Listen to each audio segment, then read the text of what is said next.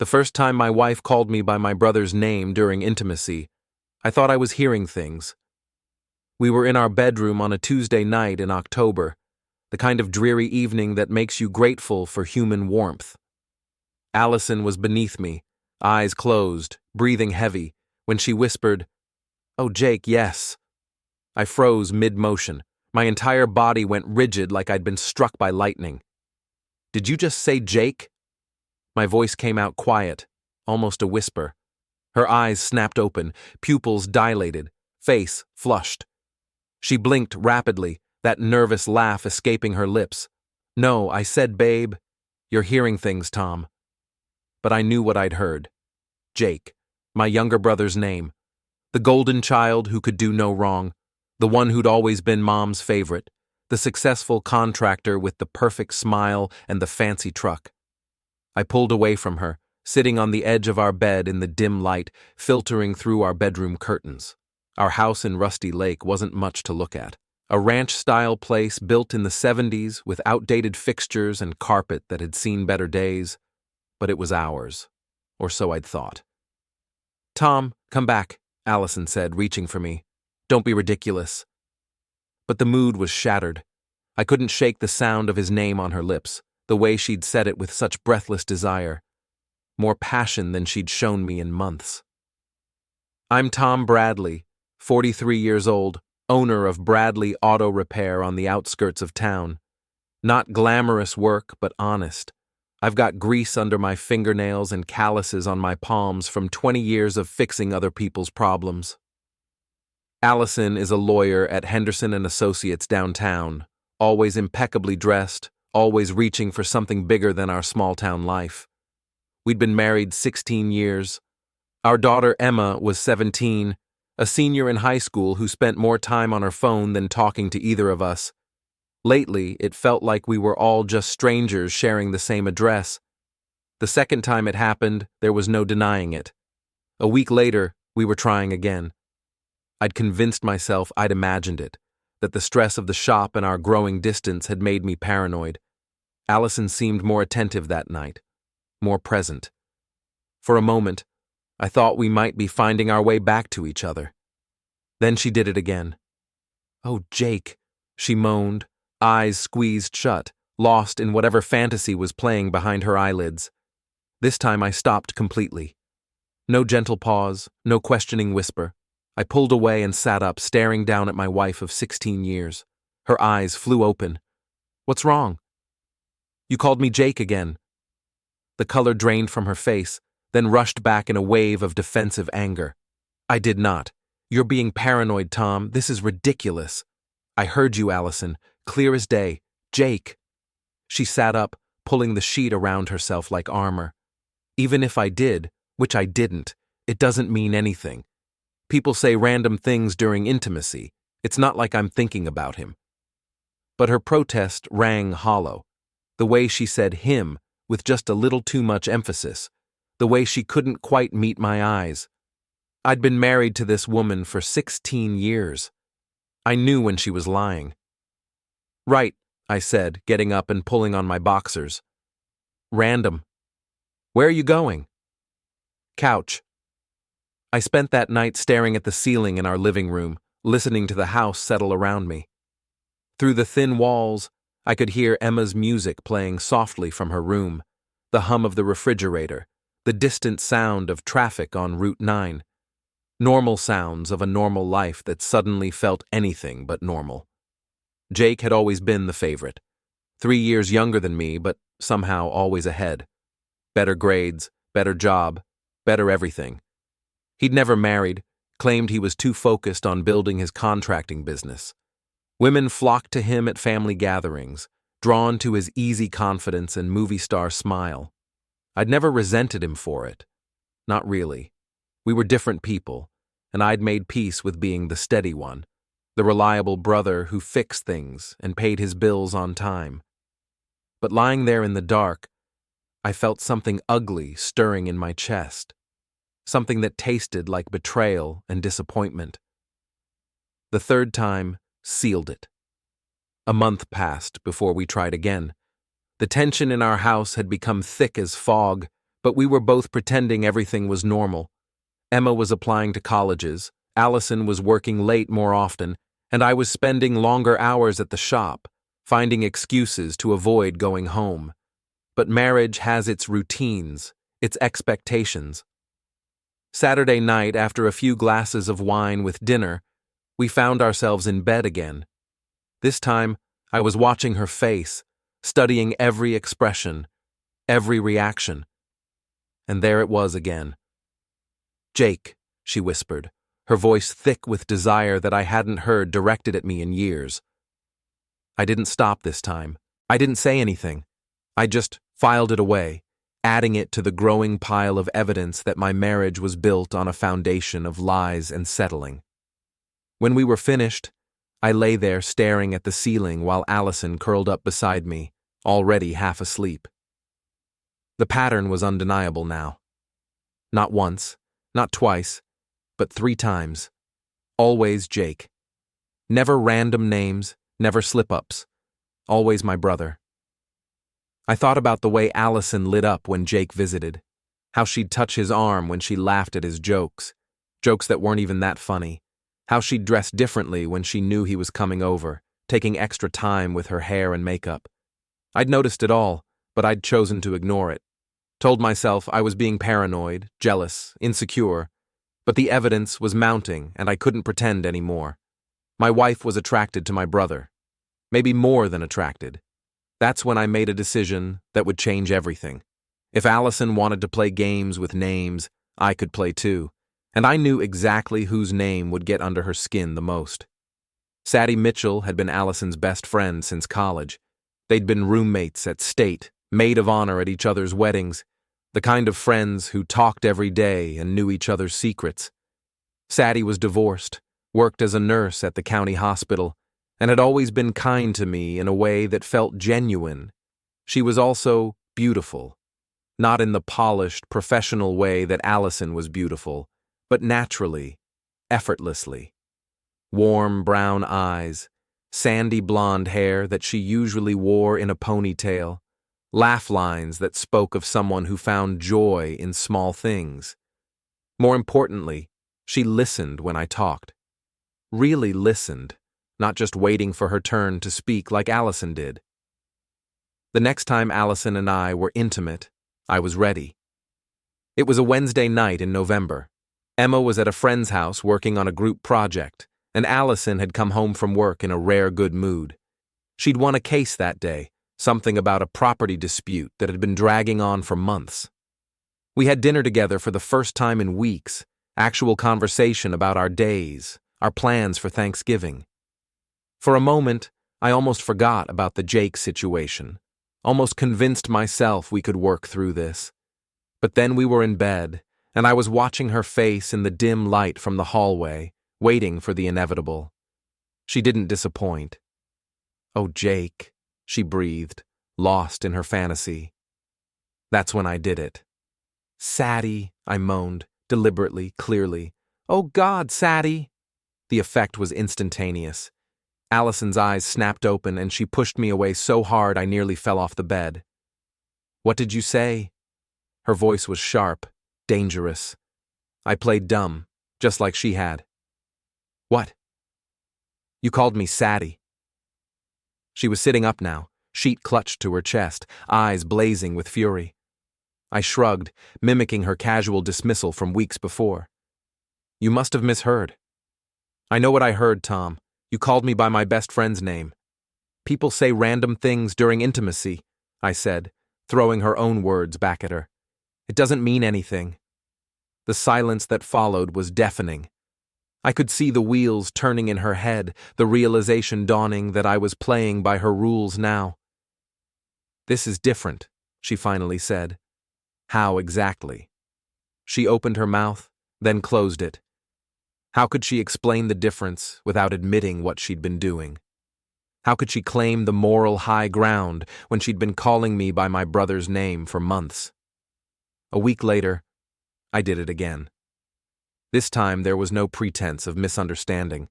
When I moaned Sadie's name, Allison shoved me off her completely, scrambling to the far side of the bed. You're thinking about my best friend? She screamed. I sat up slowly, meeting her furious gaze with calm determination. Like you think about my brother? Her face went white. For a moment, she looked like she might deny it again, might try to gaslight me into believing I was imagining things, but something in my expression must have told her the game was up. That's different, she whispered. How? She couldn't answer. Wouldn't answer, because there was no difference, and we both knew it. Before we dive deeper into this story, I have one small request.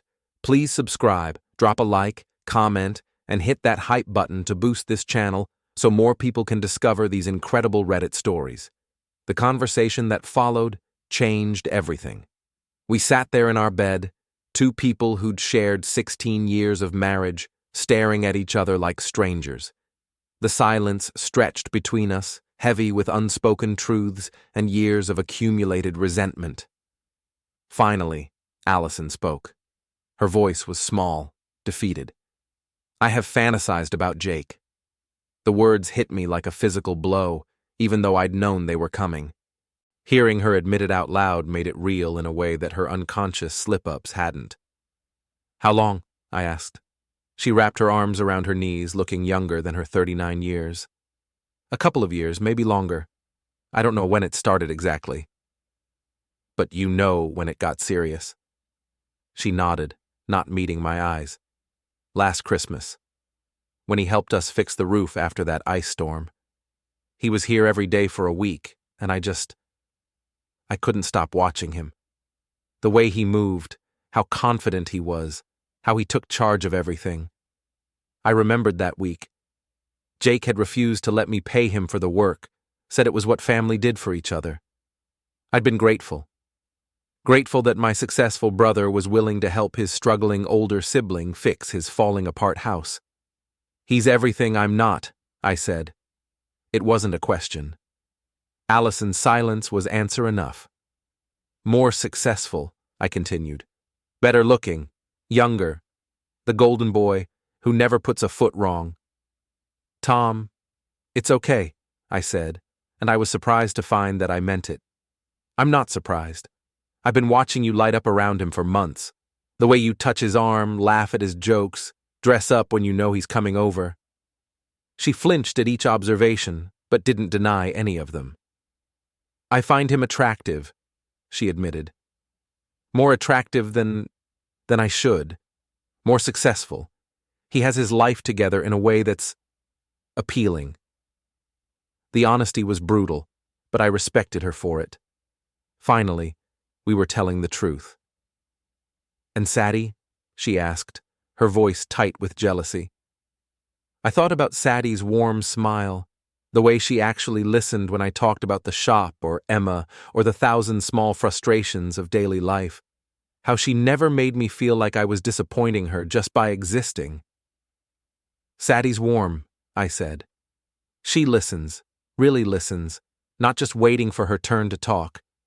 When I'm around her, I don't feel like I'm constantly falling short of some impossible standard. Allison's face crumpled. Is that how I make you feel? How do you think you make me feel, Allison? You work late every night, barely talk to me when you're home, and apparently spend our intimate moments fantasizing about my brother. The words came out harsher than I'd intended, but they needed to be said. We'd been dancing around the truth for too long. I didn't mean for this to happen, she said. But it did happen. The question is, what do we do about it? We talked until dawn, laying out 16 years of accumulated grievances and disappointments. The promotion she'd been passed over for 3 years ago that had made her bitter. The way I'd retreated into my work when Emma hit her teenage years and became a stranger. The slow erosion of intimacy and connection that neither of us had fought hard enough to prevent. By the time the sun was coming up, we'd reached a terrible understanding. Our marriage wasn't just broken. It might never have been as solid as we'd thought. I need to tell you something else, Allison said, as we sat in our kitchen, drinking coffee and avoiding eye contact. I did more than just fantasize. My blood went cold. What do you mean? I told him. About my feelings. Last month when he came over to look at the furnace. I set down my coffee cup very carefully, afraid I might throw it otherwise. You told Jake you had feelings for him.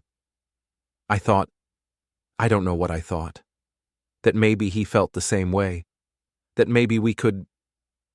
What did he say? She was crying now, tears streaming down her face. He was disgusted, said I was his brother's wife, that he couldn't believe I'd put him in that position. He told me to get counseling and never bring it up again. Relief and humiliation warred in my chest. Relief that my brother hadn't betrayed me. Humiliation that my wife had been willing to betray our marriage so completely. Has he talked to you since then?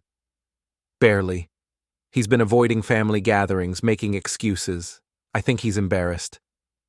He should be embarrassed. You should be embarrassed. I am. Her voice was barely a whisper. I'm so ashamed, Tom. But I can't help how I feel. That's when I made my decision. I'm going to call Sadie, I said.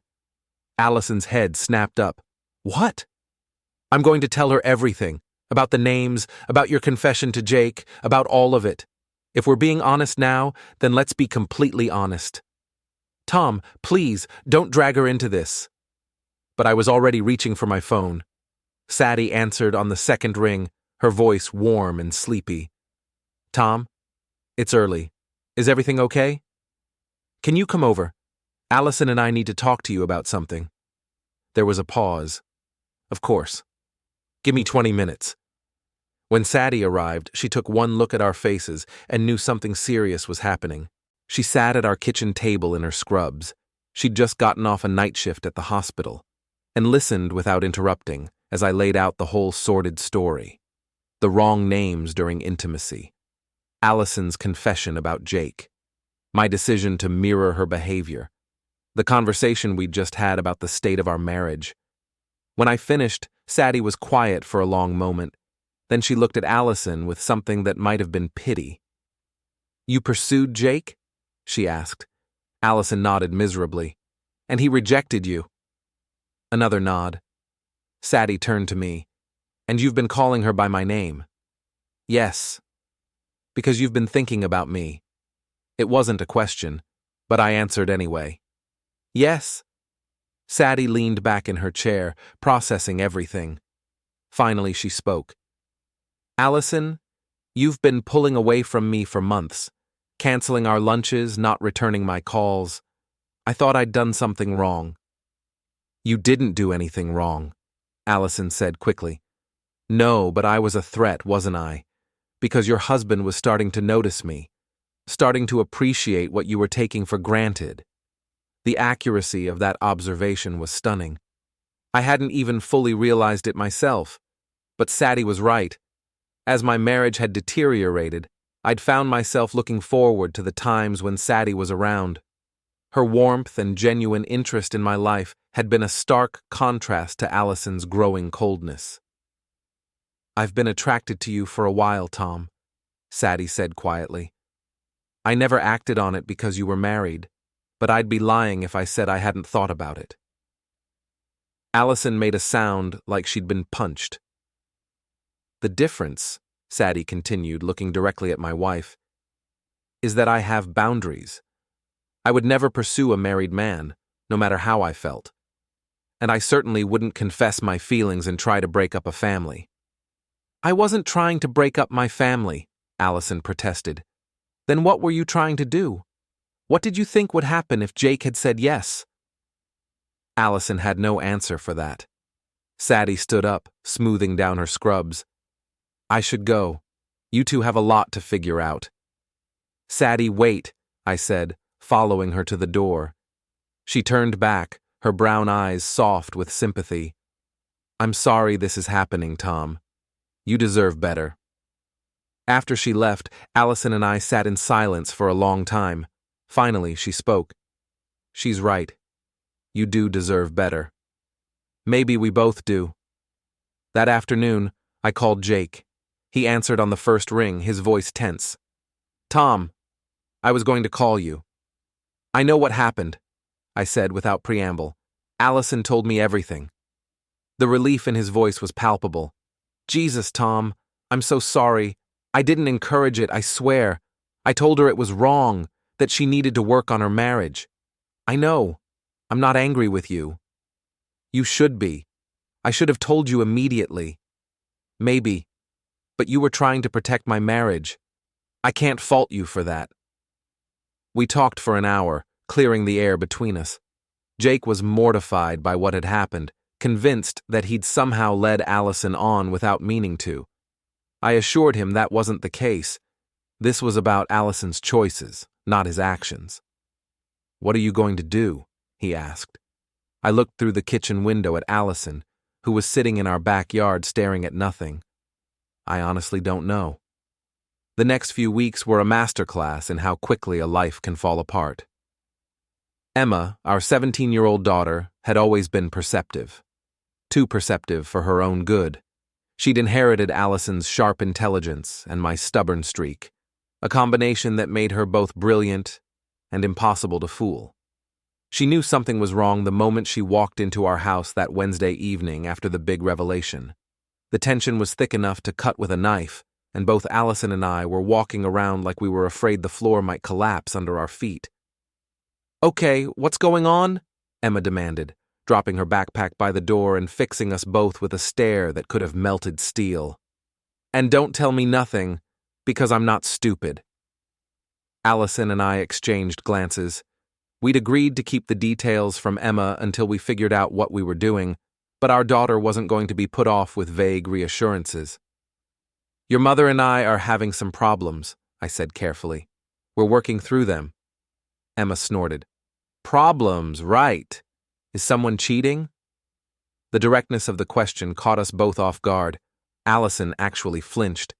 "It's complicated," I said. "That's a yes," Emma said flatly. "Mom, are you cheating on Dad?" "I'm not cheating," Allison said quickly. "I would never—" "But you want to," Emma finished. "You want to cheat. Or you tried to and got shot down." Sometimes I forgot how smart my daughter was, how much she observed and analyzed even when we thought she wasn't paying attention. "Emma, this is between your mother and me," I said. "No, it's not. I live here too. I'm not a little kid anymore, Dad. If this family is falling apart, I have a right to know why." She was right, and I knew it.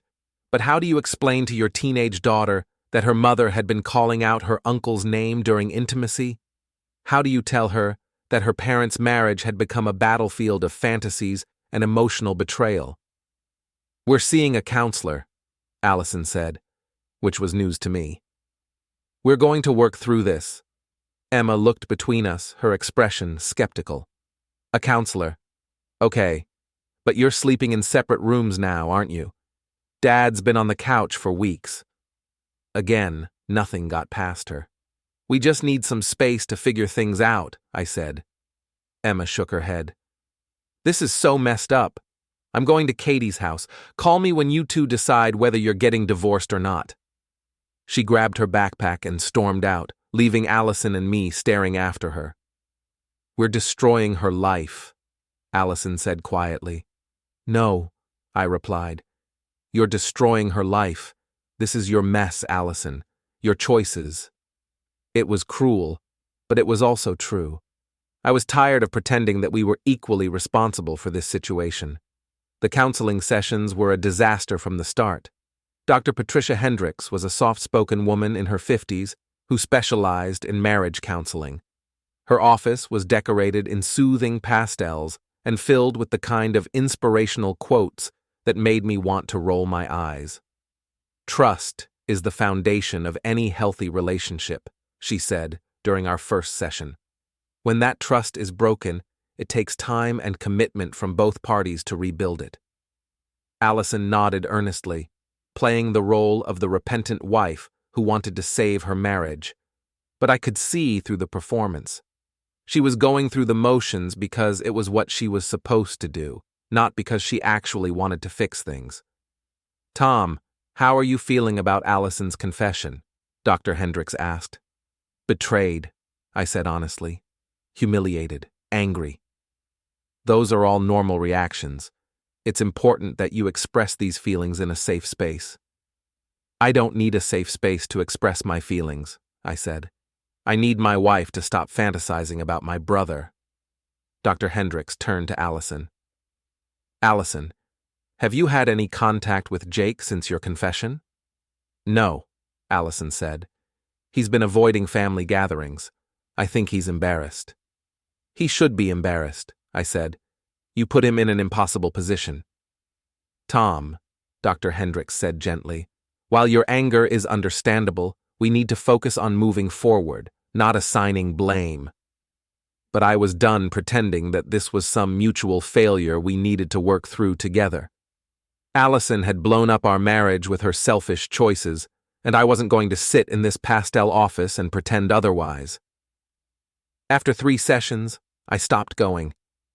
I can't do this anymore, I told Allison as we sat in our driveway after the 3rd appointment. I can't sit there and pretend that we both did something wrong when this is entirely on you. Tom, please. Dr. Hendricks says it's normal for the healing process to take time. I don't want to heal this, Allison. I want out. The words surprised me as much as they surprised her. I hadn't planned to say them, hadn't even fully acknowledged the thought. But once they were out there, I realized how true they were. I wanted out. You don't mean that, she said. I do. I'm done.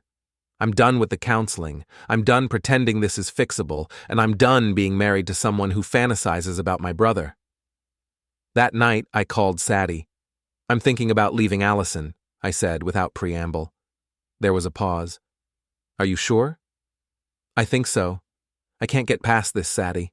Every time I look at her, I think about what she did, what she was willing to do, and I can't live like that. What about Emma? Emma's 17. She's smart enough to understand that sometimes marriages don't work out. And honestly, I think she'd rather have divorced parents than parents who hate each other. Do you hate Allison? I thought about that. No, but I don't love her anymore either, and I can't pretend that I do. Sadie was quiet for a moment. What about us? What about us? If you leave Allison, what happens between us? I don't want to be the reason your marriage ends, Tom. You're not the reason. Allison is the reason. You're what showed me that I could be happy with someone else. Someone who actually wants to be with me. I do want to be with you, she said softly. I have for a while now. But I want to do this right. If you're going to leave your wife, it needs to be because your marriage is over, not because you want to start something with me. My marriage is over, I said. It's been over for months, maybe years.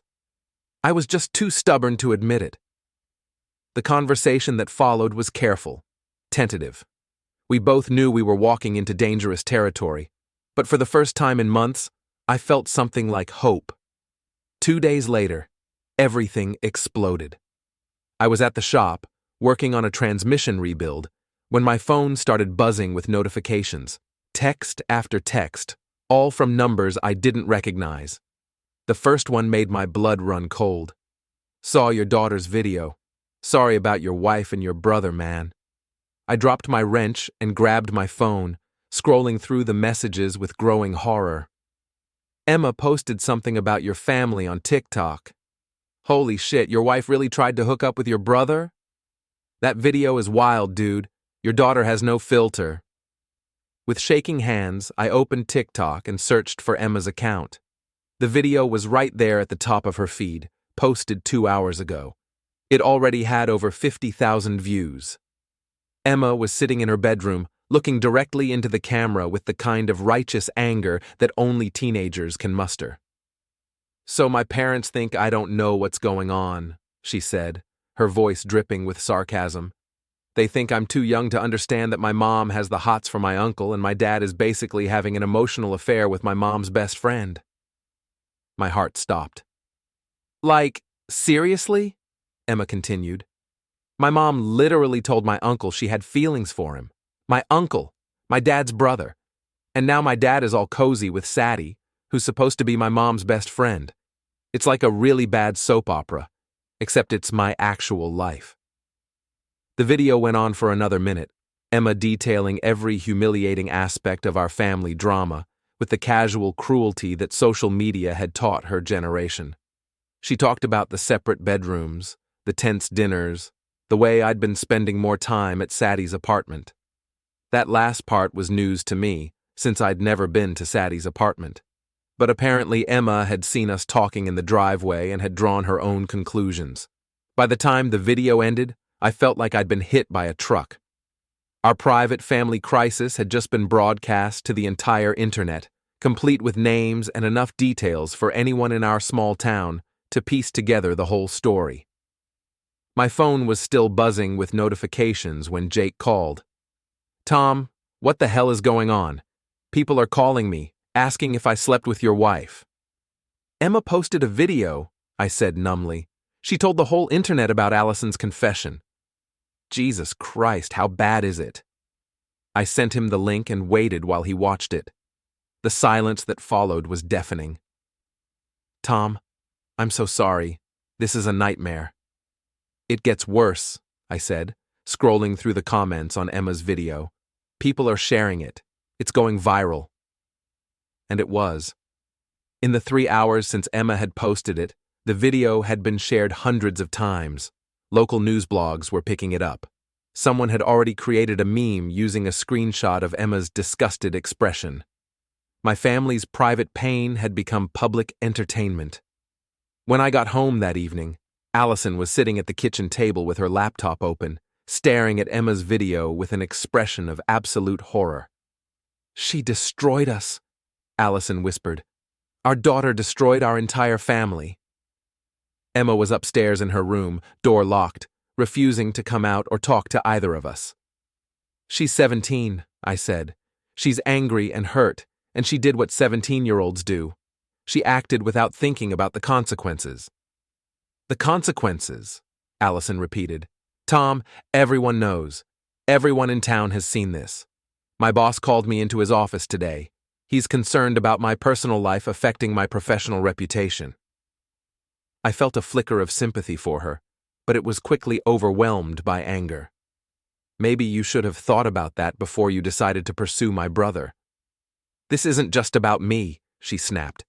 "This affects you too, and Emma, and Jake. She's humiliated all of us."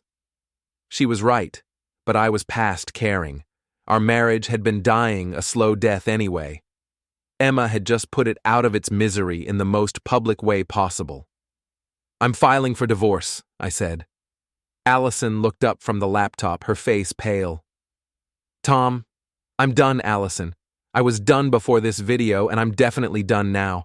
I can't stay married to you after this." "What about Emma? What about her? She's made it pretty clear what she thinks of both of us. Maybe some time with divorced parents will teach her that actions have consequences." That night, I packed a bag and drove to Sadie's apartment. She opened the door in her pajamas, took one look at my face, and pulled me inside. "I saw the video," she said simply. "The whole town has seen the video. Hell, the whole internet has seen the video." She led me to her couch and sat beside me, close enough that I could smell her shampoo. For the first time in hours, I felt like I could breathe. "What do you want to do?" she asked. "I want to disappear," I said. "I want to take you and drive somewhere where no one knows us and start over." "We can't do that." "I know, but I want to." She took my hand, her fingers warm and steady. "We'll get through this. It'll blow over eventually. People will find something else to gossip about." "Will they? Because I'm pretty sure local woman tries to seduce brother-in-law is the kind of story that has staying power in a town like this." Sadie was quiet for a moment. "Are you having second thoughts? About us, I mean." I looked at her, this woman who had somehow become my anchor in the storm of my collapsing life. Her brown eyes were full of concern, not for herself, but for me. Even now, even when being associated with me meant being dragged into this public humiliation, she was worried about my feelings. "No," I said. "If anything, this whole mess has made me more sure. You're the only good thing in my life right now, Sadie. The only person who makes me feel like myself instead of some pathetic figure in a soap opera. She smiled, the first real smile I'd seen from anyone in days. Then we'll figure it out. Together. But even as she said it, I could see the doubt in her eyes. Because we both knew that some messes are too big to clean up, some humiliations too public to overcome. Our small town was about to become a very uncomfortable place to live. The fallout from Emma's viral video was swift and merciless. By the end of the week, our family had become the most talked about scandal in Rusty Lake's recent history. The local Facebook groups were buzzing with commentary, theories, and judgments. The video had been shared so many times that people 3 towns over were weighing in on our personal business. Allison bore the brunt of it. Her law firm, Henderson & Associates, was a small, family-owned practice that depended heavily on its reputation in the community. Having one of their attorneys become the subject of a cheating scandal, even though technically no cheating had occurred, was not good for business. "They're putting me on administrative leave," Allison told me when I stopped by the house to pick up more of my clothes. "Paid leave, but still, they want to let things settle down before I come back." She looked terrible. Her usually perfect hair was pulled back in a messy ponytail, and she was wearing sweatpants and an old college t-shirt. I'd rarely seen her look so defeated. "I'm sorry," I said, and I meant it.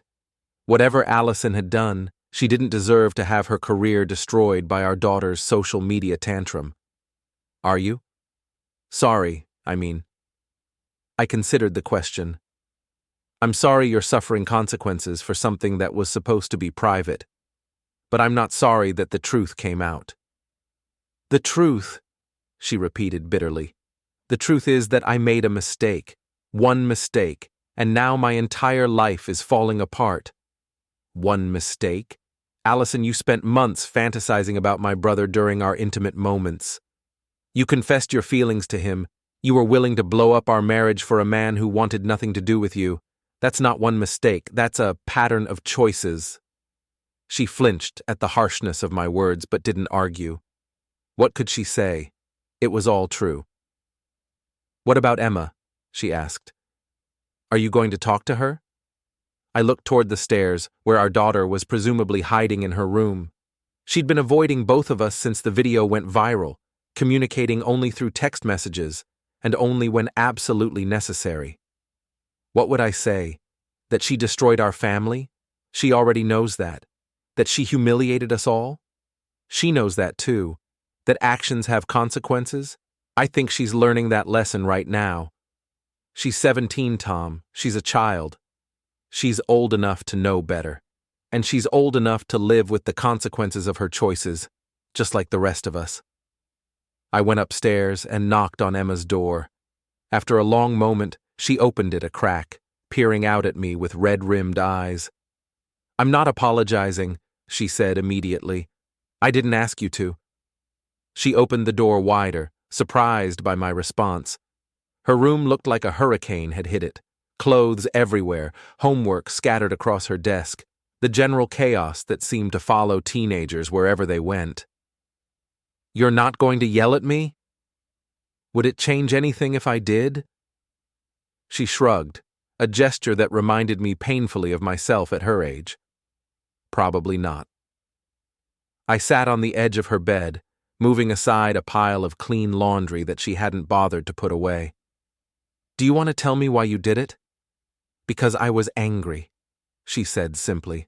"Because you and Mom were pretending everything was fine when it obviously wasn't. Because I was tired of being treated like a little kid who couldn't handle the truth." "So you decided to tell the truth to the entire internet?" "I didn't think it would go viral," she said defensively. "I just wanted to vent. I was angry and hurt, and I wanted people to know that my family was falling apart." Well, mission accomplished. The whole world knows now. Emma's face crumpled. "I know I messed up, okay? I know I made everything worse, but I can't take it back now." For the first time since this whole mess started, I felt genuinely sorry for my daughter. She was 17, dealing with her parents' failing marriage, and she'd made a stupid mistake that had spiraled completely out of control. No, you can't take it back, I agreed. But you can learn from it. Actions have consequences, Emma.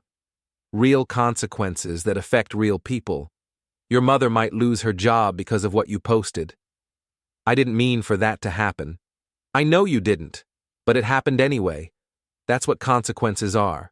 They're what happens whether you meant for them to or not. We sat in silence for a moment, both of us processing the wreckage of our family. Are you and Mom getting divorced? Emma asked quietly. Yes. Because of what she did with Uncle Jake? Because of a lot of things. What happened with Jake was just the final straw. And you're going to be with Sadie now? I hesitated. Sadie and I had been careful not to be seen together in public since the video went viral, but in a town like Rusty Lake, secrets didn't stay secret for long. Maybe, eventually, we're taking things slow. She's nice, Emma said grudgingly. Sadie, I mean. She always asks about school and stuff when she comes over, actually listens to the answers. She is nice. She's also not the reason your mother and I are getting divorced. I know. Mom is the reason you're getting divorced. The bluntness of that statement was startling, but it was also accurate. Emma might be 17, but she wasn't stupid. She could see what had happened to our family, and she knew who was responsible. I'm going to be staying with Sadie for a while, I told her, until we figure out the living arrangements for the divorce. Can I come visit you there? Of course. You're my daughter, Emma. Nothing that's happened changes that. She nodded, tears streaming down her face. I'm sorry, Dad. I'm sorry I made everything worse. I pulled her into a hug, this angry, brilliant, impulsive teenager who had just learned one of life's hardest lessons. I know you are, sweetheart. I know. The divorce proceedings were surprisingly straightforward. Allison didn't contest anything. She couldn't, really, given that our entire marriage breakdown had been documented on social media for the world to see. We agreed to joint custody of Emma, though she would live primarily with me. Allison would keep the house and her car. I would keep the shop and my truck. We'd split the savings account, what little there was of it. I never meant for any of this to happen, Allison said as we signed the papers in our lawyer's office. I know, I replied. But it did happen, and now we have to live with it. She looked older than her 39 years, worn down by months of public scrutiny and professional consequences. The law firm had eventually let her go, not officially because of the scandal, but everyone knew the real reason. What are you going to do now? I asked. I don't know. Maybe move to another town, start over somewhere where people don't know about the video. It wasn't a bad idea. Rusty Lake had a long memory for this kind of scandal, and Allison would probably never be able to rebuild her reputation here. What about Emma? She can stay with you during the school year, maybe spend summers with me, wherever I end up. It was a reasonable arrangement, and probably the best thing for everyone involved. Emma needed stability, and I could provide that better than Allison could right now. 6 months after Emma's video went viral, I married Sadie in a small ceremony at the courthouse. Emma was our witness, and Jake was my best man. Our relationship had survived the scandal, strengthened by the truth rather than weakened by it. Allison had moved to Portland by then, where she'd found work with a small firm that specialized in family law. The irony wasn't lost on any of us. Do you think she's happy? Sadie asked me one evening as we sat on the porch of our new house, a small place across town that we'd bought together. I think she's learning to be, I said. She's got a fresh start, a new job, a chance to figure out who she is when she's not trying to be someone else. And Emma? I looked through the window at our daughter because that's what Sadie had become to her, in all the ways that mattered. Who was doing homework at the kitchen table? Emma's resilient. She's learned some hard lessons, but she's stronger for them, and she's got us. Sadie took my hand, her fingers warm and familiar. Yes, she does. The video that had destroyed my first marriage had over 2 million views now. It had been featured on several worst family drama compilation videos and had spawned countless reaction videos and think pieces about social media and privacy. But for us, it had become ancient history. The scandal that had once consumed our lives was now just a cautionary tale that other people shared and discussed and forgot about. We'd all moved on in our own ways. Allison to her new life in Portland, Emma to her senior year of high school and college applications, Jake to a serious relationship with a woman who didn't know or care about our family drama, and me to a marriage built on honesty and mutual respect with a woman who loved me for who I was, rather than who she wished I could be. Sometimes the worst thing that can happen to you turns out to be the best thing that could have happened. Sometimes destruction is just another word for liberation. Sometimes calling out the wrong name in bed is exactly what you needed to do to find your way to the right person. 2 years after the divorce was finalized, I thought we'd put the worst of it behind us. Emma was thriving in her senior year. Sadie and I had settled into a comfortable rhythm of married life, and even Allison seemed to be finding her footing in Portland. Then Jake called me on a Tuesday morning in March with news that changed everything. "Tom, you need to know something. Allison's back in town." I nearly dropped my coffee cup. "What do you mean, back in town?" "I saw her at the grocery store yesterday. She's rented a place on Elm Street. And Tom, she's been asking people about you and Sadie, asking a lot of questions." A cold knot formed in my stomach. "What kind of questions?" "About your marriage, your business, Emma. She's been talking to people, trying to get information. Mrs. Henderson from the post office said Allison seemed really interested in whether you and Sadie were happy."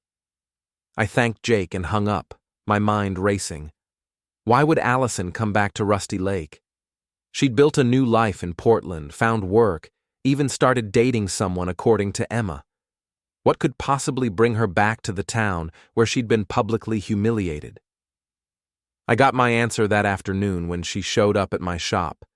I was under the hood of a '98 Ford when I heard the familiar click of high heels on concrete. I looked up to see Allison standing in the doorway, silhouetted against the bright afternoon sun. She looked good. Better than she had in years, actually. Her hair was shorter, more modern, and she'd lost the pinched, stressed expression that had become her default during the last months of our marriage. She was wearing a tailored suit that probably cost more than I made in a week. "Hello, Tom." "Allison?" I wiped my hands on a rag, buying time to process her unexpected appearance. "Jake said you were back in town." "I am. Temporarily." "Why?" She stepped into the shop, her heels echoing in the space. "Can we talk? Privately?" I glanced around the shop. My assistant, Mike, was in the back office doing paperwork, but he could probably hear every word. "Let's go outside." We walked to the small parking area behind the shop, where I kept my truck. Allison looked around at the familiar surroundings, the chain-link fence, the stack of old tires, the oil stains on the asphalt that I'd never been able to completely clean.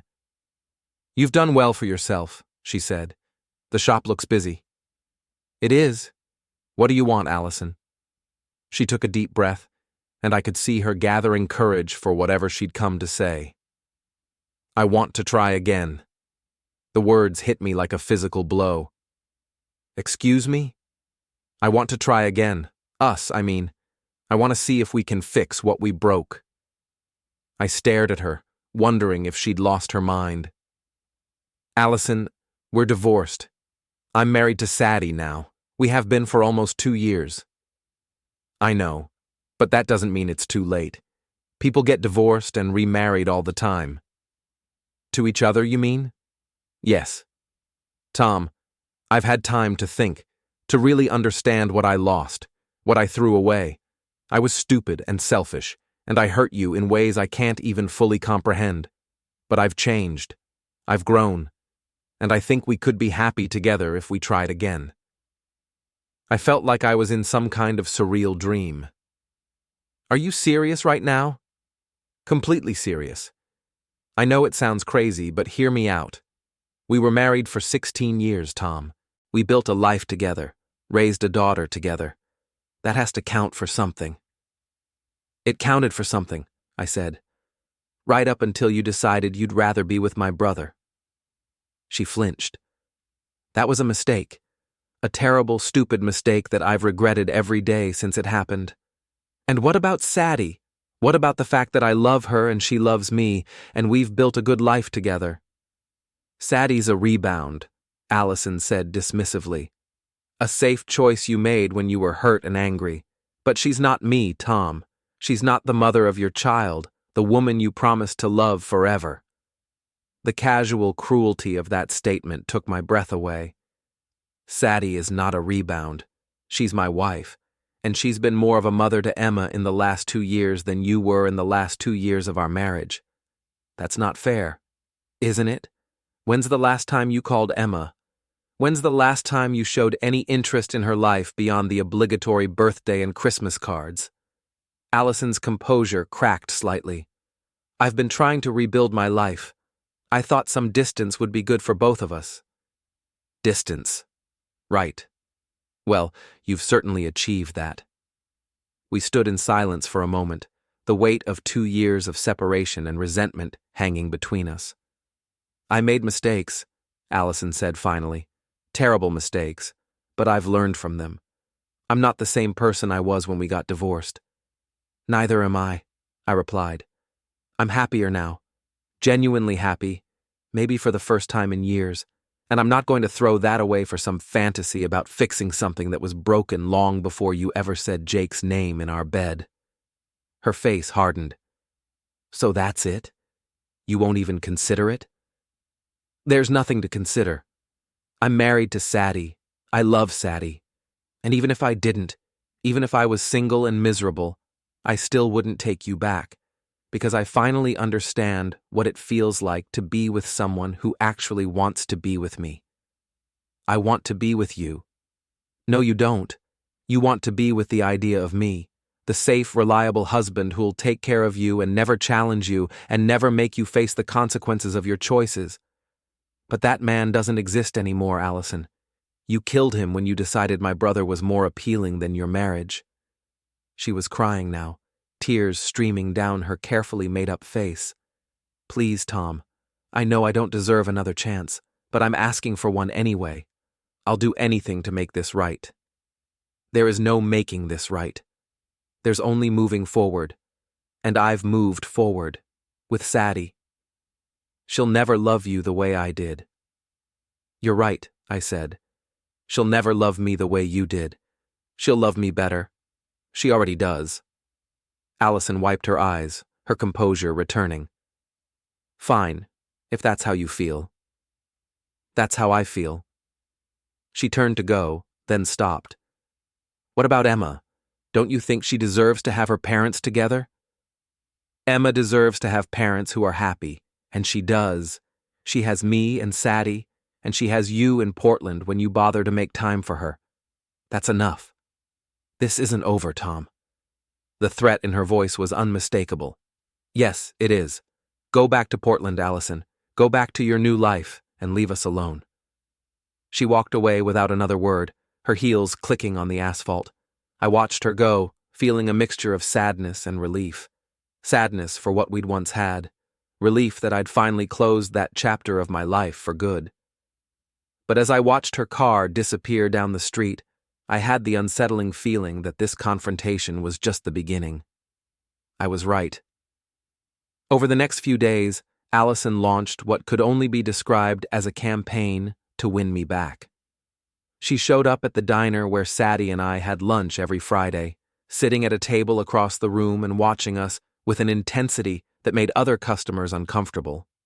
She started coming to Emma's school events, something she'd never done when we were married, making a point of sitting next to me and acting like we were still a family. She even had the audacity to show up at our house one evening when Sadie was working a late shift at the hospital. This is harassment, I told her as she stood on our front porch, holding a casserole dish like some kind of 1950s housewife. I brought dinner, she said brightly. I thought maybe we could talk more. Really talk, without all the anger and hurt feelings. I'm not angry, Allison. I'm done. There's a difference. Just let me come in, please. 5 minutes. No. Tom, I drove all the way from Portland to try to fix this. The least you can do is give me a chance to explain. You drove all the way from Portland to stalk your ex-husband and his new wife. That's not romantic, Allison. It's pathetic. The word hit her like a slap. Her carefully maintained composure cracked, and for a moment I saw the desperate, broken woman underneath the polished exterior. I'm not pathetic, she said quietly. I'm just trying to save my family. We're not your family anymore. We haven't been for a long time. I closed the door and locked it, leaving her standing on the porch with her casserole. Through the window, I watched her stand there for a long moment before finally walking back to her car. But she didn't leave town. If anything, her efforts intensified. She started showing up at Sadie's workplace, claiming she needed to talk to her friend about something important. Sadie, being the kind, professional person she was, initially tried to be polite about it. But after the third unexpected visit, she'd had enough. She's trying to get me to leave you, Sadie told me that evening as we sat in our living room. She actually offered to pay me to divorce you and move to another state. She what?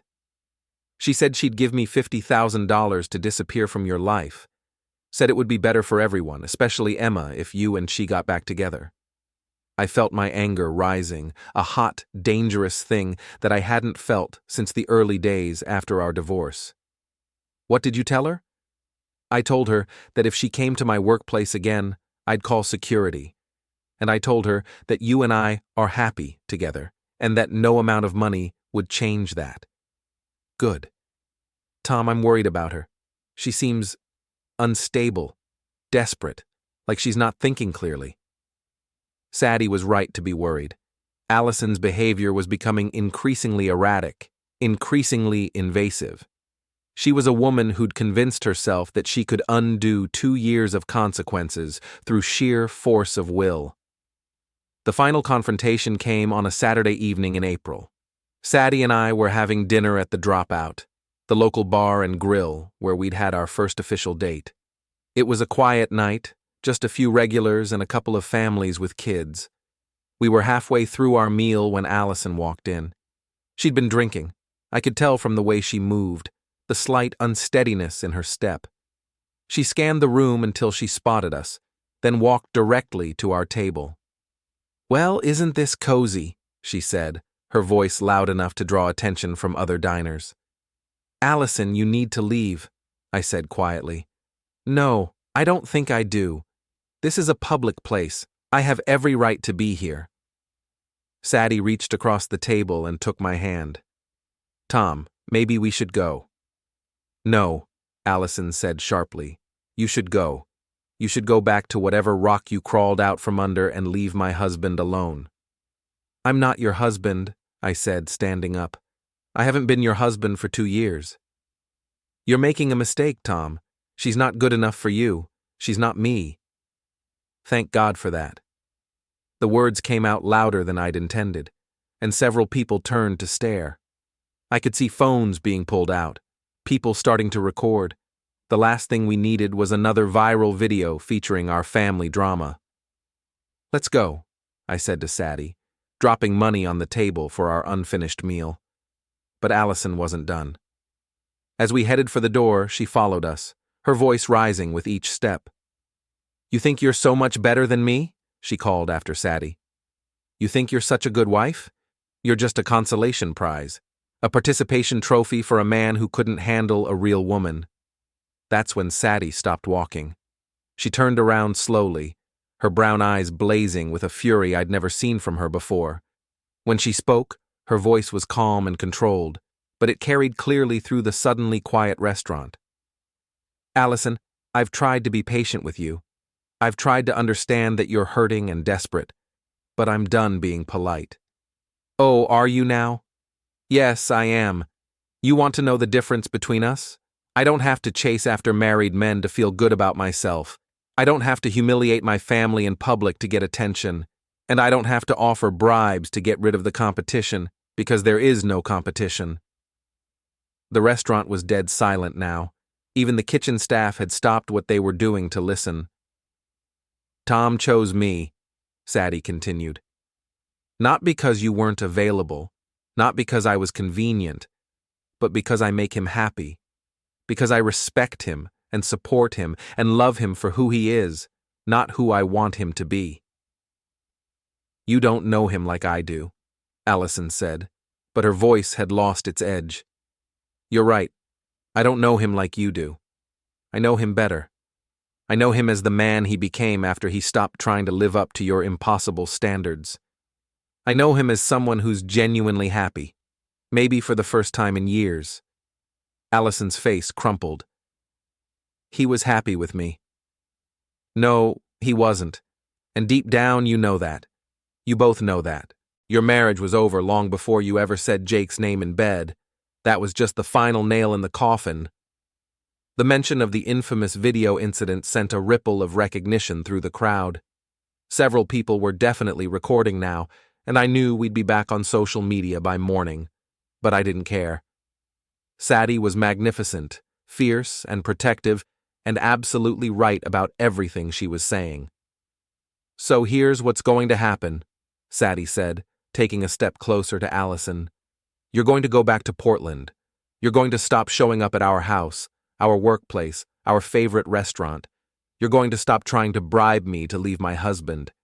And you're going to accept that Tom has moved on with someone who actually appreciates him. And if I don't? Sadie smiled, and it wasn't a particularly nice smile. Then I'll make sure everyone in this town and everyone on the internet knows exactly what you've been doing for the past month. How you've been stalking your ex-husband and his new wife. How you offered money to break up a marriage. How you've been harassing people at their workplace. You wouldn't. Try me. The standoff lasted for what felt like an eternity, but was probably only a few seconds. Then Allison's shoulders sagged in defeat. Fine, she whispered. You win. This isn't about winning, Sadie said, her voice gentling slightly. This is about letting go. Tom isn't yours anymore, Allison. He hasn't been for a long time, and the sooner you accept that, the sooner you can start building a real life for yourself, instead of trying to reclaim one that never really existed. Allison looked at me one last time, and I saw something in her eyes that might have been understanding, or maybe just exhaustion. Goodbye, Tom, she said. Goodbye, Allison. She walked out of the restaurant without looking back. I never saw her again. The video of Sadie's confrontation with Allison did end up on social media, but this time the response was different. Instead of mockery and judgment, people were supportive. They called Sadie brave, called Allison pathetic, called me lucky to have found someone willing to fight for our marriage. Emma, now a freshman in college, texted me after she saw the video. Sadie is amazing. I'm so glad you married her. Even Jake called to offer his support. That woman is a keeper, Tom. Don't ever let her go. As if I ever would. 3 months later, we got word that Allison had moved to Seattle, where she'd taken a job with a large firm specializing in corporate law. Emma visited her there once and came back with reports that her mother seemed genuinely happy for the first time in years. She's dating someone, Emma told us over dinner. A guy named Robert who's also divorced. He seems nice, normal. I'm glad, I said, and I meant it. Whatever else had happened between us, Allison deserved to find happiness, just not with me. She asked about you guys, Emma continued. Wanted to know if you were still happy together. What did you tell her? Sadie asked. Emma grinned. I told her you were disgustingly happy, that you guys are like teenagers, always holding hands and making jokes and finishing each other's sentences. I think it grossed her out a little. Sadie laughed. Good. That night, as we lay in bed in the house we'd made together, Sadie asked me if I ever regretted the way things had turned out. Never, I said without hesitation. Not for a second. Even though it was so messy, Even though your daughter broadcast your private business to the world and your ex-wife tried to bribe me to leave you? Especially because of that. All that mess, all that drama, it led me to you. It led me to this life, this happiness. How could I regret that? She curled up against me, her head on my chest, her breathing slowly evening out as she drifted toward sleep. "I love you, Tom Bradley," she murmured. "I love you too, Sadie Bradley." And for the first time in my adult life, saying those words felt as natural and true as breathing.